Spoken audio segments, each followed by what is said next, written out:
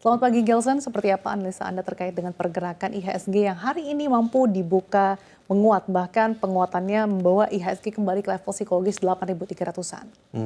Ini sebenarnya lebih ke arah mungkin kan masih rebound dan kita juga kemarin ditutup dan kita lihat kan bahwa data dari IDX itu sendiri ngejelasin bahwa ternyata kemarin net buy cukup tinggi, di mana di 1,3 triliun kalau nggak salah. Jadi itu kan cukup besar gitu. Dan kita kalau misalkan tarik selama year to date itu kita butuh waktu kurang lebih ada masih net sell untuk kurang lebih 11 triliun jadinya. Nah dengan keadaan seperti ini kan berarti udah naik untuk kurang lebih investor asing berarti udah mulai masuk lagi nih.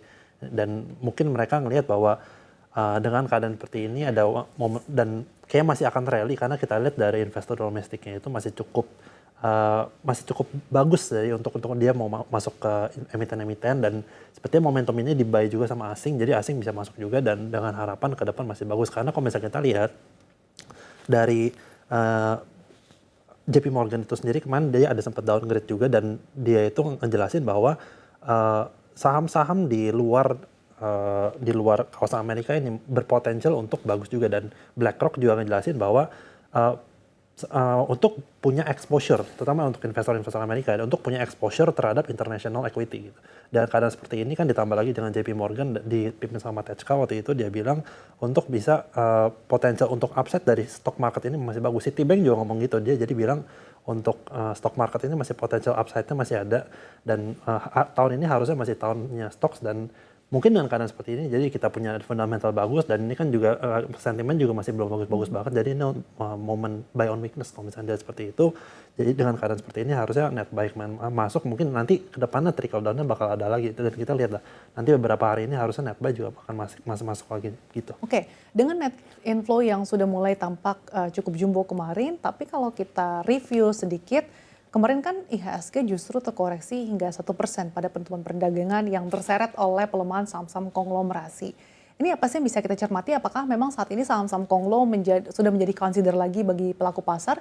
Atau ternyata sebetulnya strategi masih cukup dihindari karena masih menunggu terkait dengan hasil MSCI di Mei nanti? Kalau misalnya kita lihat ya, mungkin nggak saham-saham konglo kemarin ada rebound juga kan kemarin udah sempat jatuh ada rebound tapi belum balik ke harga sebelum dia naik sebelum dia jatuh gitu.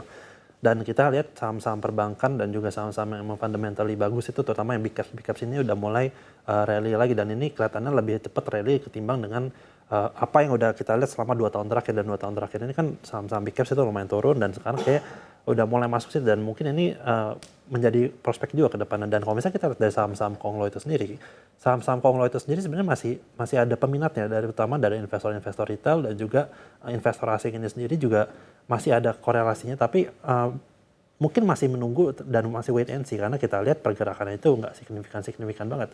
Kalau kita bandingin harga sebelum jatuh saham-saham big caps itu udah mulai mirip-mirip sama sebelum jatuh dan bahkan udah ada yang lebih tinggi lagi dan keadaan seperti ini kan berarti masih ada gap nih di mana si saham-saham yang konglo ini masih ada kekurangan likuiditas untuk bisa ngepump naik lagi nih dan keadaan seperti ini kan berarti saham terutama mungkin money maker gitu ya segala macam mereka lebih suka untuk bisa invest di saham-saham yang memang fokusnya di big caps dulu. Mungkin nanti kalau misalkan emang udah ada kejelasan dari sisi regulasi, udah ada kejelasan dari rating lembaga rating juga, terus dari internasional juga net flow yang mungkin udah lebih bagus. Mungkin dari situ nanti investor-investor yang gede-gede itu bakal mulai masuk lagi ke saham-saham yang mungkin nanti kalau play gitu. Tapi kita masih perlu lihat sih karena dari OJK sendiri kan sampai sekarang masih bertahap ya sampai nanti kurang lebih berarti di bulan April itu kita masih perlu ngelihat update-nya seperti apa dan mungkin dalam 2 bulan ini menjadi momen-momen krusial untuk bisa nentuin nih kira-kira nanti sampai akhir tahun story yang bakal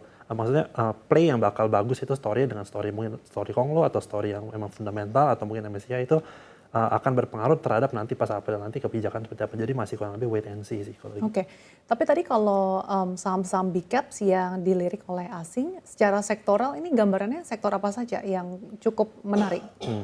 Kalau asing itu sendiri sebenarnya dari sisi perbankan besar itu masih menjadi favorit dan kita lihat dari top value transactions juga banyak saham-saham perbankan itu yang dibeli sama asing ya.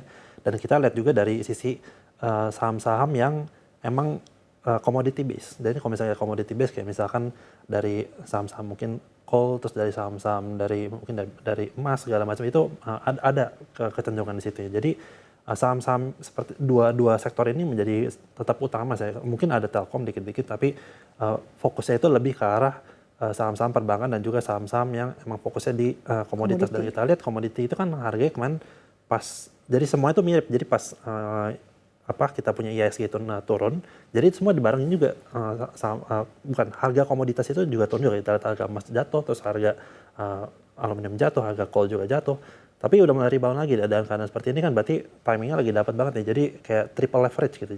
Jadi dari equity ada leverage satu, terus dari harga komoditas juga ada satu, dan juga dari momentum dari regulator tuh ada. Jadi ada 3 ini poin-poinnya. Dengan keadaan seperti ini kan berarti buy on weakness ini bagus, dan kita lihat lagi dengan keadaan tadi dari Citibank, dari JP Morgan, dan juga dari masih banyak bank-bank gede lagi ngejelasin bahwa potential upside untuk stocks itu terutama di, yang punya international equity itu, yang masih punya exposure di situ, itu masih potensial untuk buy, dan Indonesia kan menjadi salah satunya karena kita tahu di G20 kita masih menjadi PDB paling bagus gitu. Dan keadaan seperti ini kan berarti kita masih bisa ngejual ke asing itu, kita tuh paling bagus, dan kita masih punya prospek yang bagus ke depan. Dan walaupun dari sisi mungkin negara-negara tetangga kita masih kurang, tapi kan kita G20, dan G20 itu kan PDB udah paling besar 20, dan itu kan untuk bisa naikin kan pasti ada marginal lah gitu, kurang lebih begitu sih.